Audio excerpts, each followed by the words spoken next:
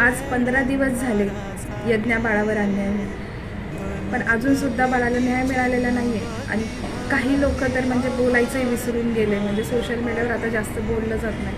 आणि ते बोललं तरी काय बोलतील, तेच ना, काय बोलतील ते लोक तरी बोललं तरी. यज्ञा बाळाला न्याय मिळावा म्हणून तिच्या आईवडिलांनी उपोषणाला बसले. बाकी पण त्यांना सहकार्य करतात ते लोकसुद्धा उपोषणाला बसलेले आहेत. पण आता आपलं म्हणजे त्याला अजून शिक्षा दिली नाही आहे. त्याची तारीख वाढवली अजून 11 डिसेंबरपर्यंत. त्यांना वकीलही मिळाला आहे त्या नराधमाला. तर आपण काय करू शकतो ना. बस आता जेवढं बोलायचं, जेवढं लोकांना हे करायचं होतं ते केलं. पण खूप खूप वाईट वाटलं यज्ञा बाळासाठी.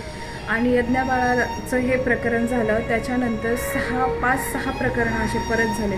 असं वाटतं कुठेतरी असं कृत्य करणाऱ्याला काहीतरी कठोर जर शिक्षा मिळाली ना, तर कुठेतरी हे जे 5-6 या 15 दिवसात 5-6 प्रकरणं अजून अशी झाली आहेत ना, ती कदाचित नसती झाली.